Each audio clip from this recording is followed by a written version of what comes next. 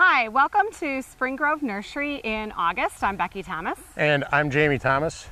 We're out here in the field. It's been a very hot and dry summer here at our nursery. If you're anywhere in the Midwest, you've pretty much been experiencing the same conditions as us.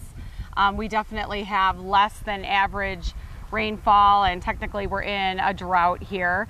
So a lot of our efforts this summer out in the field have certainly been towards watering trees, newly planted trees out in the nursery. But we still have to keep on task with some of our other summer jobs, and one of them that we usually do this time of year is inventory. Well, when inventory comes around, I like to get it done, and I like to do it in a manner that we can bring it back to the office and see what we have.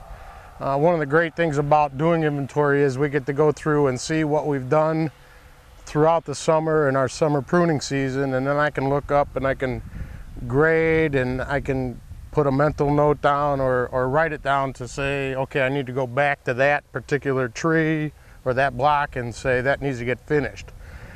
But what we do is go through and we take this handy little calipro, and it measures the tree on the bottom, and it measures a tree, and then I can look at it and say A or B grade, and luckily we get to say a lot more than we get to say B.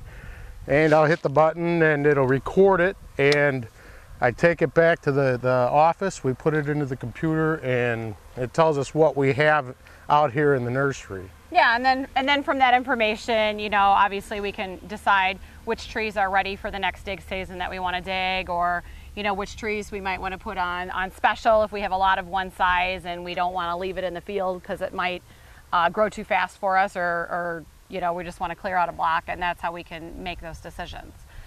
So we're in a block. These are some trees that have come along really well for us. This is what year? I think 09 or 2010. Yeah, 2010. So these are some elms right here that we planted in 2010. And we usually start out with a 6 to 8 foot branched tree that has a caliper. Probably the elms are usually around 1/2 inch. So these have been in the ground 2010, 2.5 seasons. What's the size mostly you're finding in here? 2.5. We found a couple 3-inch in here, but right now they're at 2.5. These things are really, they grow fast, and we're happy with the way they look right now. Okay, so would be an interesting thing to show? Well, I can show you what the guys have been doing all summer. I've got a crew of 2 guys with a water wagon. They're staying ahead of every rain that we haven't been getting, and watering every liner that we've put in the ground this year and last year's liners. Okay, let's go take a look. Great. Okay, so now we're over in a 2012 block of liners. These are trees that we just planted this spring. And these are definitely trees that we are watering, and we really haven't been able to let up much at all. We keep seeing rain coming on the radar, and then we'll get a little bit, and we really just don't get the bulk of it. So we've kept the water tank out here moving. These are in front of me here, some exclamation plane tree. These are some ginkgo. Jamie, why don't you tell them what we've been doing? Every morning after we get done doing all of our liners, the guys will say, okay, what are we going to do today? And I say, let's start back on the 2011 liners, and we'll go back through again. It's just really important for us to keep these roots with water so that they can get established. What I do is we'll bring about 4 of these tanks a day out here, maybe 5. It's got 1,500 gallons, so we're putting a lot of water in. It's a water probe. It's a homemade one. So we got a 5-horse engine on the water tank, and I'll go up to the tree, and it will go down in about I don't know, a foot, and I want to get down there, and I'll turn it on. And now it's starting to water. Oh, you can, okay, and you probably can't see it in the video, but the water is like kind of coming up from some of the old holes they've used to water, but it keeps the water, right where we want it to be, not on the whole row of trees, but just right on the root system. Oh, cool. Yeah. So it's saved us a lot of worrying about when it's going to rain. But in this kind of a condition, I mean, it's been a challenging year all around. You just got to do what you got to do. So we've been watering all the 2012 liners, the 2011 liners, even some of the 2010. Yes. You know, that needed. Other trees are faring, you know, well. We haven't really lost just but a handful of our liners from this spring, so we've been really happy with that. You want to go? Let's go take a look at some of our more established trees out in the nursery and see how they're doing. Good idea.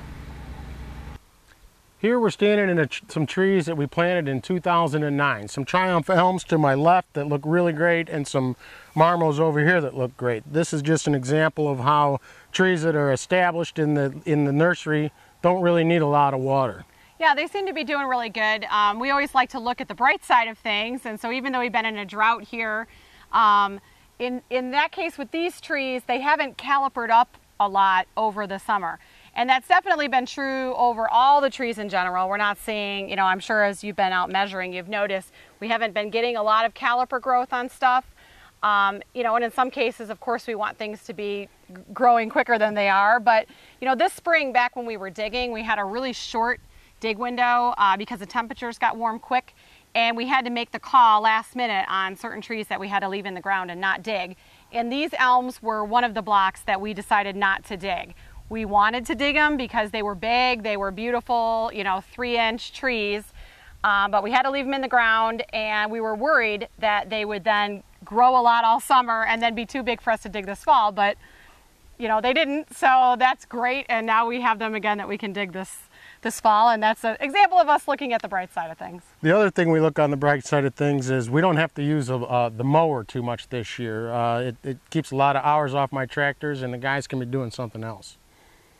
So I'd also like to talk right now about watering in the landscape. If you've planted a tree in the last season to 3 seasons, that tree still needs water. If you have any questions about watering, please feel free to give us a call. Yeah, just let us know if you or if your customers have any issues or concerns about the best way to be watering trees, and we'd be happy to give some tips on that. You'll notice our availability for August is still linked, showing our trees that we have above ground, and then if there are trees that are in the field, then it's also noted in the field, and we can take orders for the next fall dig season on those. And then as Jamie finishes up calipering in the next week or two and our inventory numbers are in, we'll be deciding what we want to put on a fall field direct special. So those will be out in a few weeks, and then they'll be sent out in the email in our September email. So we'll see you in September, and here's hoping for a rainy August. See you then.